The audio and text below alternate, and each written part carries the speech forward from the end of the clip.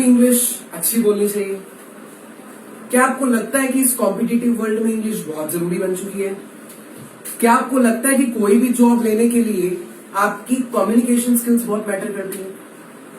क्या आपको लगता है कि आप कहीं भी जाते हैं तो आपको कुछ लिखना पड़े तो आपको इंग्लिश में लिखना पड़ जाता है?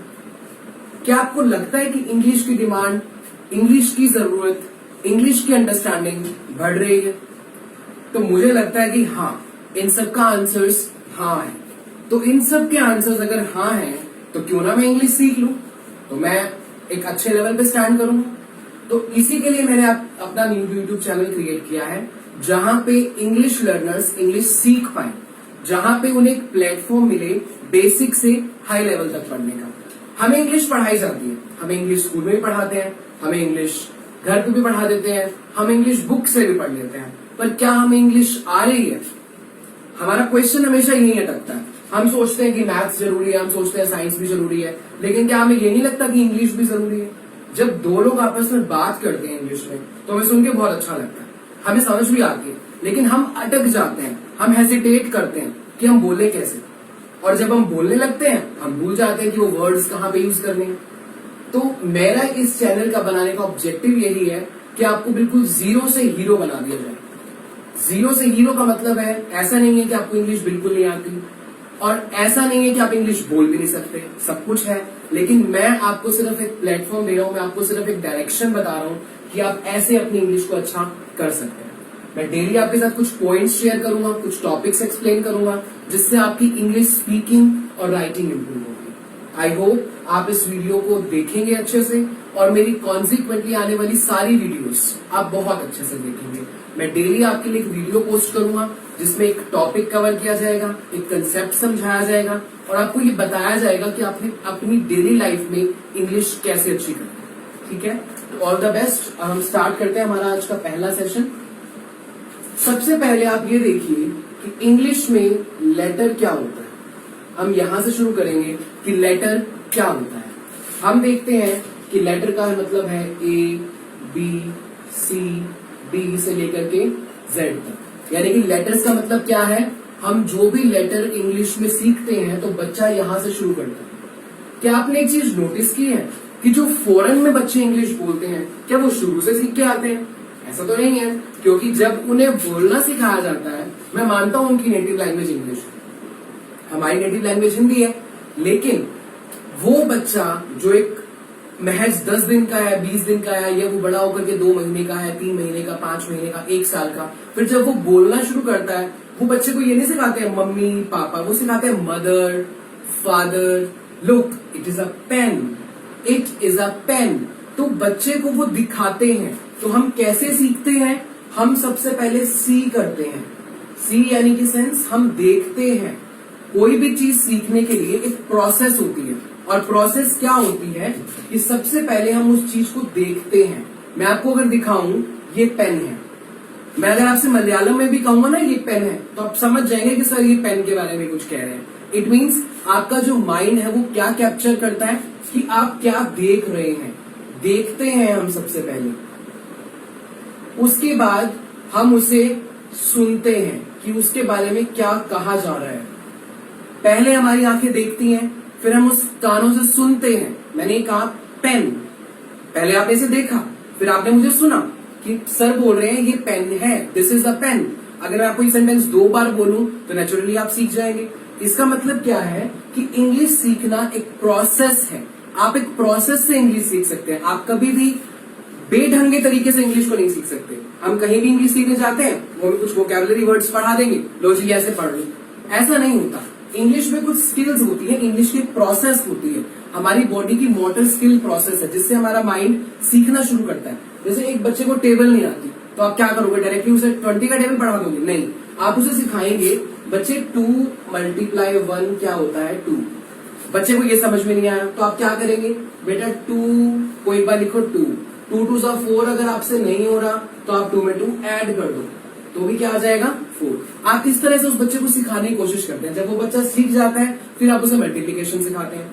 इसी तरह आप सबसे पहले एक चीज को देखेंगे, फिर आप उस चीज को सुनेंगे, और फिर आप उस चीज को पढ़ने की कोशिश करेंगे, और फिर आप उसे बोलेंगे। सबसे पहले आप उसे देखते हैं, फिर आप उसे सुनते हैं और आप उसके बाद बोल भी सकते हैं। पढ़ना भी जरूरी नहीं समझता मैं इतना कि आप उसे पढ़ें, आप उसे देखें, सुने और फिर बोलें। सिर्फ स्पीकिंग में तो आपको इतना ही करना है। मैंने आपको सिखा दिया व्हाट इज योर नेम, आपने सीख लिया इसका मतलब क्या है, आपका क्या नाम है, आपने मुझे सुना, आपने उसे देखा और आपने बोला, दैट्स ऑल। उसके बाद आपकी आती है राइटिंग स्किल्स। राइट, आप लिखना कब सीखते हैं, आपकी राइटिंग स्किल्स कब अच्छी होंगी, जब आपकी वोकैबुलरी स्ट्रांग होगी। और वोकैबुलरी कैसे स्ट्रांग होती है, जब हम अच्छा सुनते हैं और अच्छा देखते हैं। आप मूवीज देखते हैं, आप इंग्लिश मूवीज देखिए, आपकी वोकैबुलरी की बढ़ने की स्पीड 10 टाइम्स इंक्रीज हो जाएगी। बिलीव मी, अगर आप इंग्लिश मूवीज देखते हैं उसके नीचे सबटाइटल्स होते हैं, आपको ना देखते दिखते भी बहुत कुछ दिखेगा। आप कुछ वर्ड्स देखना चाहेंगे, वो ये कहेंगे हिंदी में वो बोल रहे हैं, यह मजेदार है, इट इज इंटरेस्टिंग, नीचे लिखा हुआ है, तो आप समझ जाएंगे इंटरेस्टिंग का मतलब क्या होता है, मजेदार। तो आप देखिए, मैं इसी तरह से आपको कुछ चीजें समझाऊंगा जिससे आप अपनी इंग्लिश को इंप्रूव कर पाएंगे।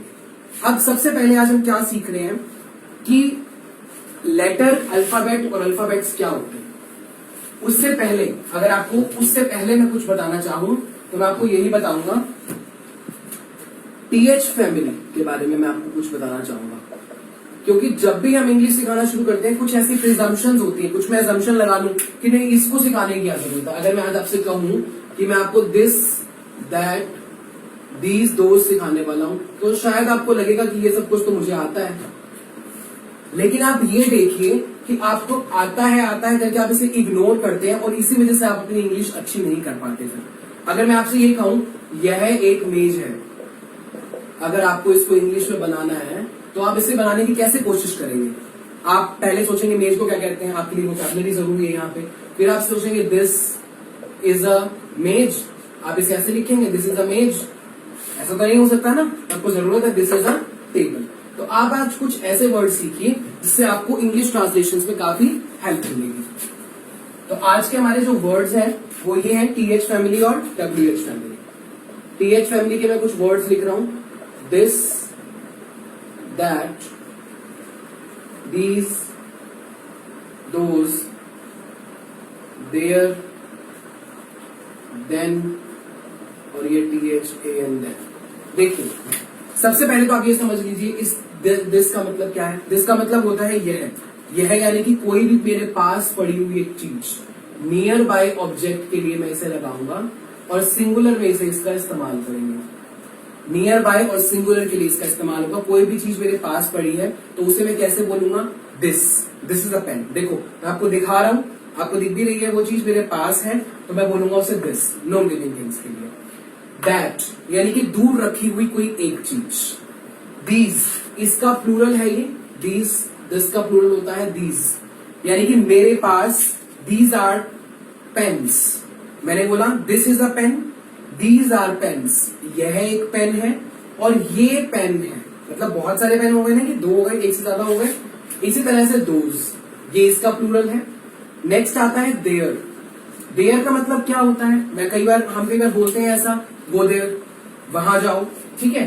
तो वहां जाओ के अंदर आप रट्टा ना लगाएं, गो देयर का मतलब वहां जाओ होता है। गो देयर का मतलब क्या है, जाना यानी कि गो, और देयर का मतलब क्या होता है, वहां। इसका क्या मतलब है, गो देयर, वहां जाओ। उसके बाद क्या है, देन, ये देन होता है तब। You help me then I will help you, तुम मेरी मदद करो मैं तुम्हारी मदद तब करूंगा। और इस देन का मतलब क्या होता है बच्चों, देखो यही कंफ्यूजन है। बच्चे जब लिखते हैं हम इन्हीं चीजों में मिस्टेक करते हैं। THAN, THEN, इन चीजों में क्या होता है, ये जो AN वाला देन है ना, ये होता है कंपैरिजन के लिए, जब आप कंपेयर करते हैं उन चीजों को। और ये वाला देन कब होता है, तब के लिए। दो चीजों में कंपैरिजन होगा तब आप देन का इस्तेमाल करेंगे, ठीक है। और इस देन का यूज कब होगा, तब के लिए। तो बेसिकली आज का जो मेरा सेशन है वो यही बताने के लिए है कि हम लोग इंग्लिश को एक अच्छे तरीके से पढ़ेंगे। आज सिर्फ एक इंट्रोडक्शन था और कल से मैं आपके लिए एक प्लान्ड वे में ग्रामर का टॉपिक स्टार्ट करूंगा। कल से हम लोग स्टार्ट करेंगे सेंटेंसेस। तो हम लोग बिल्कुल बेसिक से चलेंगे, आप लोग मेरे साथ जुड़े रहिएगा। आपको ऐसा लगता है कि ये चीज बहुत आसान है, ऐसा नहीं है। आपको इसे स्किप नहीं करना है, आपको समझना है। देखिए, कोई भी नई चीज हम शुरू करते हैं, हमें शुरू में तो इंटरेस्ट बनाना पड़ता है, और English is a very interesting language. मैं आपको बता दूं, it's very easy and interesting, बहुत अच्छी है और आसान है, और उसके बाद आपको मजा आने लगेगा। जब आपको इंग्लिश आने लगेगी ना, फिर आपको मजा भी आने लगेगा। आप दो लोगों को बात करते हुए सुनेंगे तो आप बोल भी सकेंगे। मैं यही चाहता हूं कि कोई भी मेरा जो व्यूअर है, कोई भी जो मेरी ऑडियंस का पर्सन है, वो ऐसा ना हो जो इंग्लिश सिर्फ सुन पाए लेकिन बोल ना पाए। आप बोलना भी सीखिए। आज के लिए मैं आपके 5 सेंटेंस आपको हिंदी में दे रहा हूं, आपको उन्हें ट्रांसलेट करना है इंग्लिश में। कल मैं आपके साथ डिस्कस करूंगा, आज के लिए सिर्फ मैं आपको लिखवा रहा हूं, आप प्लीज नोट करिए।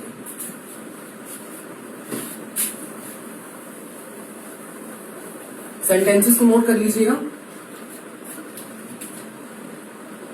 यह एक मजेदार पुस्तक है।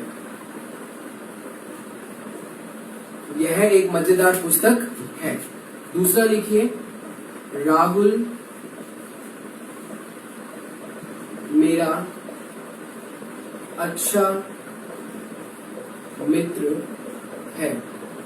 थर्ड आप लिख सकते हैं, यह एक सुंदर मेज है।